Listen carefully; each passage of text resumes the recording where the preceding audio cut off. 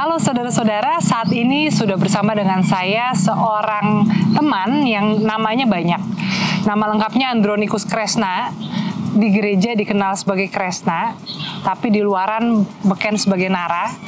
Kalau saya merujuknya sebagai Kresna, anaknya Pak Bakri. Nah, Kresna ini saudara-saudara adalah seorang guru. Boleh cerita guru di mana, Kres?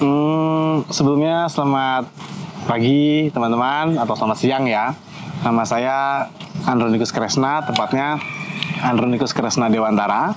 Biasa dipanggil, makanya jadi Nara. Iya, biasa dipanggil Kresna kalau di gereja, kalau di luar Nara. Kalau di sekolah biasa dipanggil Pak Andro. Saya kerja di SMA PPK Penabur Jakarta, tepatnya di SMA Bintaro, di Gading Serpong dan Modern Land. Mengajar bahasa Indonesia ya? Saya mengajar bahasa Indonesia. Nah, tapi kita hari ini nggak akan ngobrol soal profesi Kresna atau Pak Andro sebagai seorang guru, melainkan apa nih ya, hobi, profesi, atau pelayanan? Lebih tepatnya hobi dan pelayanan. Apakah itu hobi dan pelayanan dalam hal apa ini? Pantomim. Pantomim. Wah, ini penampilannya udah seniman banget. Antara seniman atau dukun. Nah, oke. Nah, ini agak unik ya. Biasa orang tuh memang banyak orang suka punya hobi. Hobinya biasa nyanyi, menari, melukis. Pantomim tuh memang nggak gitu banyak, nggak mudah menemukan orang yang hobinya itu.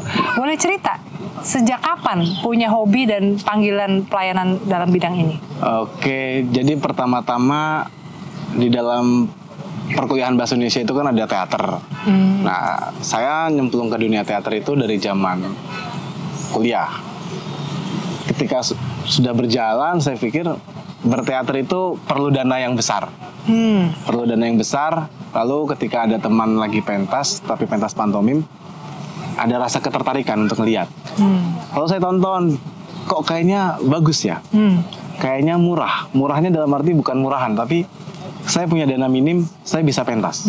Untuk kostum dan untuk sebagainya. Kostum dan sebagainya. Ya. Saya cuma butuh tubuh sebagai media dan make up, itu doang. Oke. Akhirnya saya tertarik, saya menjalani itu sekitar tahun 2011. Saya mencari tahu dulu pantomim itu apa, bagaimana belajarnya, sampai 2013-14. Oke. Akhirnya berani untuk pentas manggung 2015 karena lawannya adalah PD-nya dan berani nggak ya gitu. 2015 mulai panggung. Nah, tadi kan disebutnya hobi dan juga pelayanan. Ya. Emang pelayanannya ngapain? Emang pantomim tuh dipakai pelayanan tuh di mana sih? Saya ditanamkan sama Bapak, kalau pelayanan nggak perlu jadi pendeta juga bisa. Pasti, betul. Nah, terus saya punya talenta, menurut saya ini talenta Tuhan yang Tuhan kasih. Jadi seorang pantomimer, saya yakin maksudnya kalau di dalam seni untuk mencari tentang uang dan segala macamnya, saya nggak berharap tentang itu. Tapi yang penting bisa pentas. Nah, suatu ketika kayak ada, kenapa sih talenta yang saya punya ini nggak saya bagikan buat orang-orang. Akhirnya saya jadikan talenta ini untuk pelayanan di dalam lingkungan masyarakat. Contohnya trauma healing untuk anak-anak. Saya buka kelas pantomim di daerah Kampung Melayu. Untuk anak-anak juga? Anak-anak migran Cikali Ciliwung. Okay. Jadi di sana ada perpustakaan jalanan yang mengelola anak-anak muda sana. Akhirnya mereka minta belajar, Mas aku mau belajar pantomim. Untuk apa? Untuk ngajarin anak-anak. Akhirnya karena penggiat pantomim itu sangat sedikit ya. Jadi tidak semua orang paham pantomim itu apa dan jarang. Akhirnya saya punya rasa yang wah, ternyata pantomim ada yang suka nih. Akhirnya itulah jadi yuk kita belajar bareng buat ngajarin orang-orang. Itu. Tadi dikatakan kan untuk trauma healing untuk anak-anak. Yeah. Anak-anak apa ya yang waktu itu dilayani? Oke, jadi waktu itu ada satu kejadian di daerah Pancoran Buntu, teman-teman. Itu tentang tanah sengketa, perebutan tanah. Saya kurang paham sebenarnya. Saya bukan orang yang paham tentang hal-hal politik seperti itu. Yang saya tahu, saya datang ke sana diminta untuk trauma healing. saya oke. Akhirnya saya survei lokasi waktu itu. Saya pikir nggak ada salahnya saya survei lokasi. Saya datang jam 8 malam dengan keadaan sudah carut marut, dengan sudah dibongkar sana bongkar sini, dan di pintu depan itu sudah orang-orang siap untuk perang lah pokoknya. Saya lihat lokasinya di mana akan saya main. Tepat jam 11, sekitar 11-12 itu benar-benar terjadi tawuran. Itu malam ya teman-teman ya, jam 12 malam itu. Dalam hati saya yakin nih saya mau trauma healing di sini, karena nyawa taruhannya. Di situ saya pikir udah mulai down, tapi situ udah nggak jadi deh gitu. Tapi ada satu yang bikin saya nguatin saya buat aku harus main. Itu ketika ada orang lari-lari, ada ibu hamil lari bawa anaknya, itu anaknya teriak, mama tolong, aku merinding, mama tolong gitu. Itu saya bener-bener nangis. Saya langsung mikir, saya selalu bilang, Tuhan ya ampun kok aku kurang sih gitu. Tapi ketika saya ngeliat kejadian itu, saya langsung ingat anak saya. Dengan rumah sebegitu kecil, saya masih bisa beruntung, masih bisa tidur enak, makan enak, walaupun secukupnya gitu. Tapi ketika saya ngeliat di tempat yang seperti itu, wow, yang bisa saya lakukan ya itu, saya bikin mereka ketawa. Cukup mereka ketawa aja. Mereka mau bilang saya badut pun nggak masalah. Padahal sebenarnya bagi orang pantomim, dibilang ini badut, ini bukan badut loh. Ini bukan badut, itu pantomim. Tapi ketika mereka bilang, anak-anak itu bilang, ih badut, saya nggak masalah. Karena buat saya senyum mereka, anak-anak kecil itu udah buat sebuah reward ya, iya. sebuah ya. Nah itu sebenarnya itu bagian dari suka duka juga ya. Pertama dukanya mungkin kan kalau tadi digambarkan tuh orang banyak yang tidak tertarik dan kadang-kadang juga tidak memahami dan mungkin ya salah paham memandang seni pantomim ini seperti hiburan badut. Walaupun hiburan badut juga bukan hal yang jelek, tapi nggak enak kan kita disalahpahami gitu. Tapi ada juga sukanya ketika itu bisa memberikan penghiburan, gitu ya. Nah ini kan yang kadang-kadang membuat kita mau menekuni suatu panggilan, suatu hal yang kita katakanlah passion kita, hasrat kita.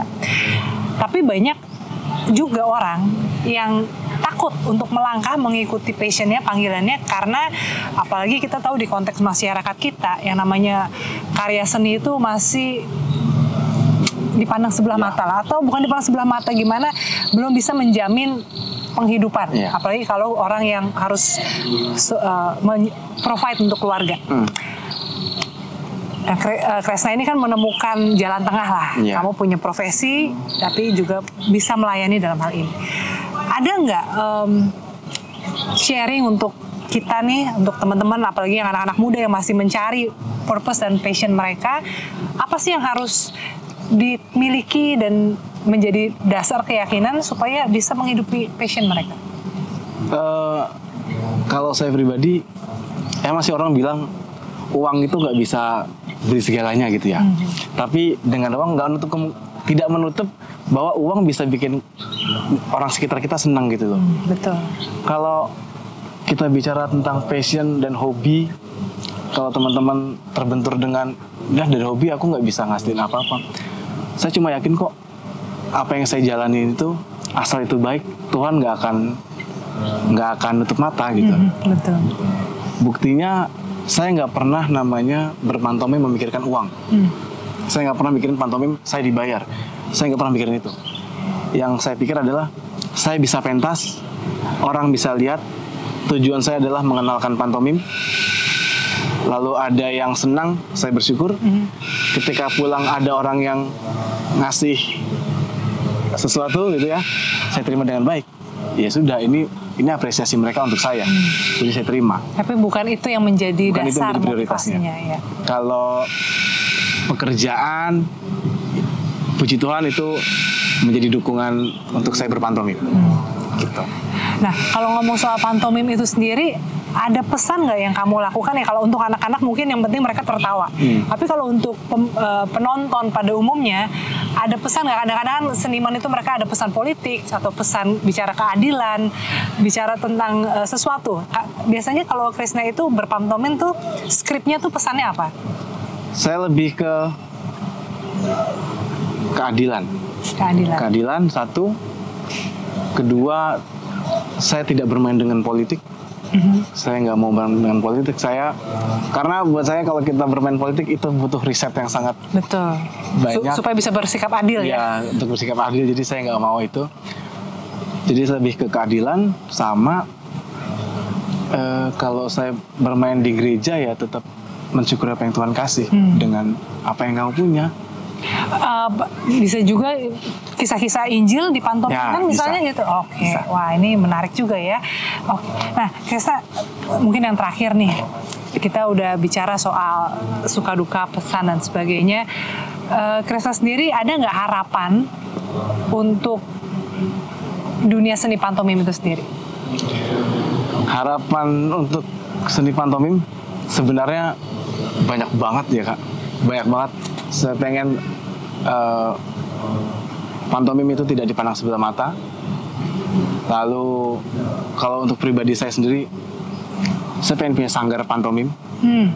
Karena sebenarnya banyak kok anak muda yang pengen belajar pantomim, tapi mereka nggak tahu harus kemana. Dan mereka malu, lebih tepatnya mereka malu. Membangun rasa percaya diri itulah yang sebenarnya masih diutamakan gitu. Kita mau syuting aja susah cari tempat ya, muter-muter saudara-saudara. Dan ini menggambarkan memang seperti simbol bahwa tempat untuk karya seni itu memang tidak mudah. Bahkan di ruang publik sekalipun kita sulit menemukannya. Dan ada satu hal yang menarik tadi Kresna katakan, tujuannya adalah untuk membangun percaya diri. Nah ini memang kan ya saya nggak tahu pantomim itu maksudnya seberapa sih mesti tebal muka kita untuk bergerak-gerak itu. Tapi ini penting ya, membangun percaya diri. Jadi bukan sekedar seninya itu sendiri, tapi karakter dan mental itu dibangun. Oke, wow. Terima kasih banyak Kresna untuk bincang-bincang kita siang hari ini, pagi siang hari ini. Semoga ini semua juga bisa jadi berkat untuk pemirsa Catatan Kehidupan.